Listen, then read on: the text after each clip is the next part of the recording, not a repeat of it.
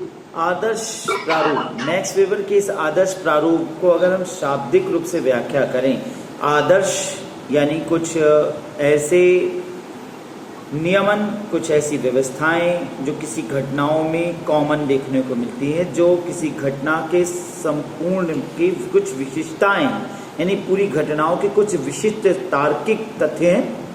और प्रारूप क्या है? इन तार्किक, इन समग्र विश्लेषणों को लेकर समाज के लिए एक मॉडल का बना दिया जाना। तो आदर्श प्रारूप क्या है? कुछ विशिष्ट घटनाओं को जोड़कर समाज के लिए एक प्रावधान बना दिया जाना, समाज के लिए मानक निर्धारित कर दिया। पॉइंट वाइज समझे तो सामाजिक घटनाओं के तार्किक संरचना के आधारभूत, तार्किक से लॉजिकल बेस, लॉजिकल एनालिसिस के आधारभूत के पुनर्निर्माण की आवश्यकताओं को पूरा करने के लिए आदर्श प्रारूप के सिद्धांतों का निर्माण किया गया। आदर्श प्रारूप वास्तविकता के कुछ विशिष्ट तथ्यों की, अब फिर से समझिए, विशिष्ट तथ्यों की कुछ विचार पूर्वक चुनाव है, यानी किसी घटनाओं के विशिष्ट तथ्य हैं। अब जैसे हम उदाहरण लेके आपको यहाँ समझाते चल रहे हैं, जैसे विवाह, जिसे हम एक आदर्श प्रारूप मान सकते हैं। अब विवाह रूपी घटना के कुछ विशिष्ट तथ्य हैं जिनको कुछ विचार पूर्वक चुनाव संवेदनाओं द्वारा निर्मित किया गया। अब इस विवाह के अंतर्गत कुछ विचार पूर्वक टर्म्स चुने गए, जैसे विवाह तभी होगा जब 7 फेरे यानी सप्तपदी होगी, विवाह तभी मान्य होगा जब मंगल सूत्र ढलेगा, विवाह में जयमाल होगा, विवाह में बारात होगा। तो ये कुछ विशिष्ट तथ्य हो गए जिन्हें विचार पूर्वक चुनाव, बड़ा सोच समझकर चयनित किया गया, विचार पूर्वक रूप से चुना गया है।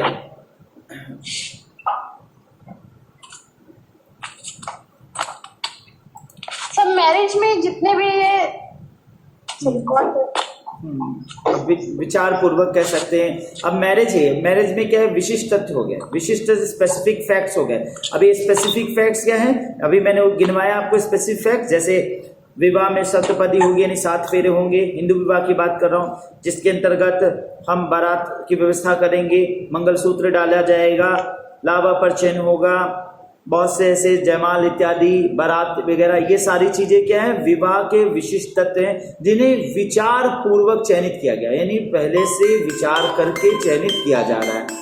तो विचार पूर्वक इनका चयन किया गया, विचार पूर्वक रूप से संवेदना द्वारा निर्मित, आदर्श के प्रारूप हैं। हाँ, संवेदना द्वारा निर्मित किया गया है, बड़ा इमोशनल रूप से, बड़े थॉट्स करके, सोच विचार करके कि भाई इन संवेदनाओं के साथ इन बातों को सोचा गया, इससे बहुत कुछ होगा। अगर मंगलसूत्र पड़ेगा तो एक प्रकार से दोनों लोग मंगल की बातें एक दूसरे के लिए कह रहे हैं, पत्नी के दृष्टिकोण से मंगल सूचक है। और अग्नि के साथ फेरे होंगे तो ये संवेदना है ना, अग्नि देवता साक्षी है, ये क्या है? संवेदना ही तो है। अग्नि साक्षी होगा, कोर्ट में अग्नि खड़े होगा, बोलेगा कि भैया मैंने देखा था इन दोनों लोगों के विवाह होते हुए, कभी नहीं बोलेगा। पर अग्नि क्या है? एक संवेदना है, हमारा संवेदनशील व्यवहार है। देखो अग्नि जो सबको जला के राख कर देती, अगर एक दूसरे का कमिटमेंट टूटेगा, एक दूसरे के प्रति कमिटमेंट की कमजोरी आएगी, तो ये अग्नि देवता जिस प्रकार से सबको जला के राख कर देते हैं, उस प्रकार से एक दूसरे को जला के राख कर देंगे। यानी एक प्रकार से कर्सिंग की जा रही है कि देख लो अग्नि देख रहा है। अगर एक दूसरे के प्रति कमिटमेंट टूटा तो फिर बहुत बुरा होगा, अग्नि जला के भस्म कर देगा। ये संवेदना है, ये अग्नि कोई व्यक्ति तो है नहीं। तो आदर्श प्रारूप क्या है? विवाह एक आदर्श प्रारूप का उदाहरण हो सकता है। विशिष्ट तथ्यों के आधार पर विचार पूर्वक चुनाव हो गया, संवेदना द्वारा निर्मित हो गया। अब इसमें क्या है? 3 विशेषताएं बताई गई जो इसमें देखा जाए आदर्श प्रारूप में। इसका निर्माण कर्ता की क्रिया के इच्छित अर्थ के अनुसार किया जाता है। तो कर्ता जिस क्रिया को कर रहा है, अब कर्ता विवाह को कर रहा है, ठीक है ना, उसको एक अर्थ प्रदान करना चाहता है कि ये समाज जो है विवाह का महत्व रखे, विवाह को स्वीकारे, विवाह को एक भाव के साथ देखे। अब इसी को वस्टिहन कहा गया जर्मन भाषा में। वस्टिहन यानी एक पद्धति, एक मेथड, एक मेथोलॉजी, जिस मेथोलॉजी को अपनाया गया, इस मेथोलॉजी को चेंज नहीं किया जाएगा। अब ये कर्ता के इच्छित अर्थ को प्रदान कर रहा है।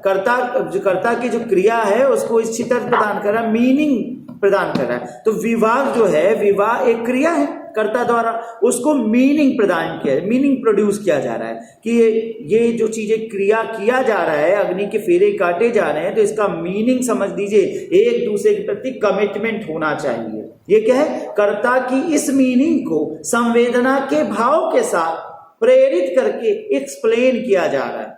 तो कर्ता अपनी इच्छित अर्थ को मीनिंग प्रदान कर रहा है। क्लियर हो ना?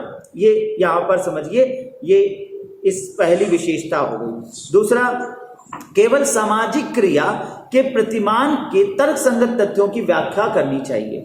अब सामाजिक क्रिया भी मैं आपको अगले पॉइंट में, अगला वीडियो में समझाऊंगा। सामाजिक क्रिया क्या है? सामाजिक क्रिया वह क्रियाएं जो तर्क आधारित हो, यानी क्रियाएं तो सभी होती हैं, पर मैक्स वेबर के अनुसार देखें तो सामाजिक क्रिया वह क्रियाएं हैं जो तर्क की कसौटी पे कसी जाएं, जो तार्किक रूप से हों और समाज में अपनाई जाएं। तो समाज में जो तार्किक दृष्टिकोण से किया गया क्रियाएं हैं उन्हें ही सामाजिक क्रिया कहा जाएगा।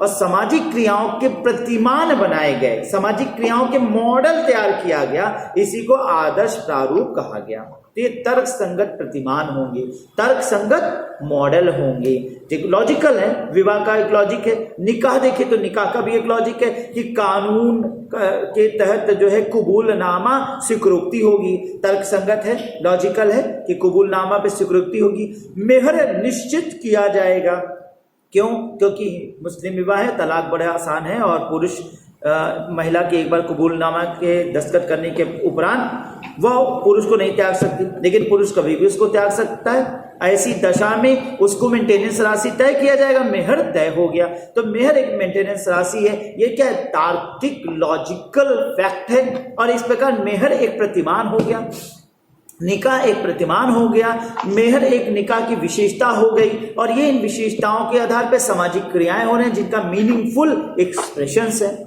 तीसरी विशेषता में कहा कि ठोस ऐतिहासिक समस्याओं के विश्लेषण के रूप में प्रयोग किया जाए। अब आदर्श प्रारूप हर संदर्भ में नहीं बनाया जाएगा। ठोस ऐतिहासिक समस्याएं, जैसे ऐतिहासिक रूप से स्त्री पुरुष का मिलन, ये एक बहुत लॉजिकल फैक्ट है। और ऐतिहासिक रूप से स्त्री पुरुष का मिलन जो समाज द्वारा हो रहा है, इसको देखा जाए तो ये एक ठोस तथ्य है। इस ठोस तथ्य के लिए विवाह का निर्माण किया गया। अब सामाजिक रूप से बच्चों का खेलना कूदना, लोगों का आपस में मिलना जुलना, उसके लिए कोई विशिष्ट प्रावधान नहीं बनाए गए, वो आदर्श प्रारूप के अंतर्गत नहीं आएंगे। लेकिन जो ठोस सामाजिक समस्या है, जैसे स्त्री पुरुष का मिलन, ठीक है, ये यहाँ पर एक ठोस सामाजिक समस्या के रूप में है, तो इसका एक आदर्श प्रारूप बनाया गया, विवाह। तो इस प्रकार से आदर्श प्रारूप के तीन विशेषताएं जो मैंने अभी आपको बताया।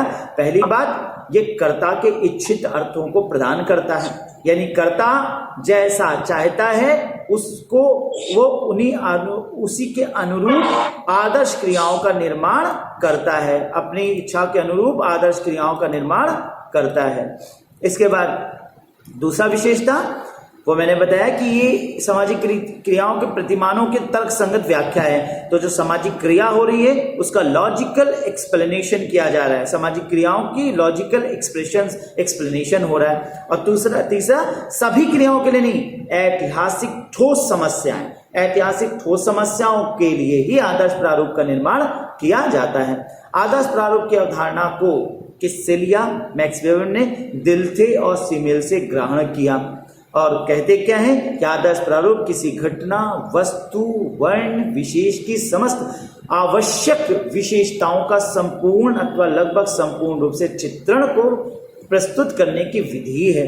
यानी किसी भी घटना को प्रस्तुत करने की एक तरीका, एक विधि, एक व्यवस्था है। आदर्श प्रारूप उन लक्ष्यों अथवा विशेषताओं का पुंज है। आप ध्यान समझिएगा, किसी चीज को प्राप्त, कोई लक्ष्य की प्राप्ति है, लक्ष्य की प्राप्त करने का तरीका है जो किसी घटना के अधिकांश प्रकरणों में समुचित मात्रा में पाया जाता है। तो विवाह रूपी घटना में, ठीक है, अधिकांश प्रकरणों में कुछ आदर्श प्रारूप अपनाए जाते हैं। इन आदर्श प्रारूप को हम हर विवाह के अंतर्गत देख सकते हैं। निकाह में कुछ विशेषताएं हैं जो हर निकाह में देखे जा सकते हैं।